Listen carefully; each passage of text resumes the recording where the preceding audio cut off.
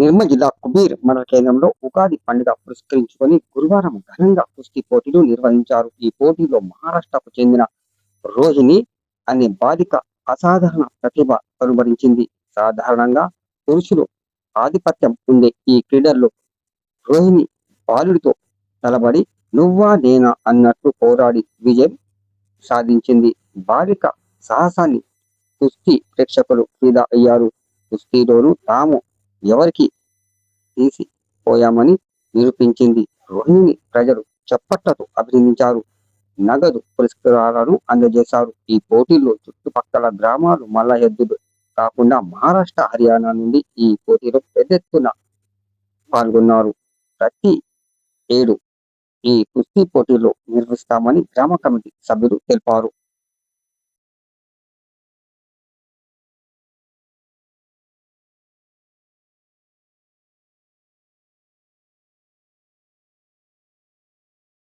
రోజు కుబీర్ మండల కేంద్రంలో అంతర్రాష్ట్రీయ కుస్తీ పోటీలు నిర్వహించడం జరుగుతుంది.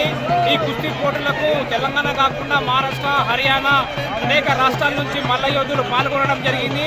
దీంట్లో మహిళలు ముఖ్యంగా కుస్తీ పైల్వాన్లు, మల్ల యోధులు, అమ్మాయిలు, బాలికలు కూడా పాల్గొని తన యొక్క పోరాట పటిమలను కూడా చూపించడం జరుగుతుంది. కాబట్టి ఈ కుస్తీ పోటీలు విట్లేశ్వర్ మందిర్ కమిటీ ఆధ్వర్యంలో ఉగాది సందర్భంగా నిర్వహించడం జరుగుతున్నది. నేను కుబీర్ గ్రామంలో ఉగాది సంబరాలు మా విలేజ్ టెంపుల్లో పెద్దలు కుటుంబ ఆశీర్వాదంతో ఉగాది పంచాంగం కార్యక్రమం పూజ చేసుకొని ముగించుకొని యువకులు దృఢంగా ఉండాలి, శారీరకంగా మానసికంగా ఉండాలన్న ఉద్దేశంతో ఈ కుస్తీల పోటీలు బంద్ అయిన తర్వాత కూడా మేము స్టార్ట్ చేయడం జరిగింది. అదేవిధంగా మేము ఇప్పుడు ఆ కుస్తీల పోటీలు ప్రజలందరూ స్వీకరిస్తున్నారు.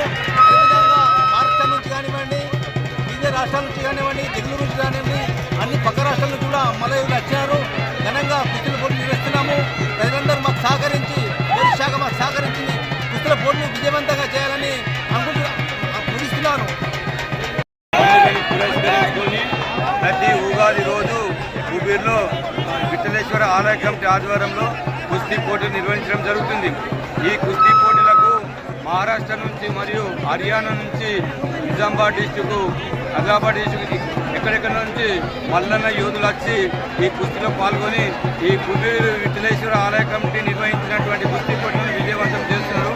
వారికి మా కమిటీ తరఫున ధన్యవాదాలు.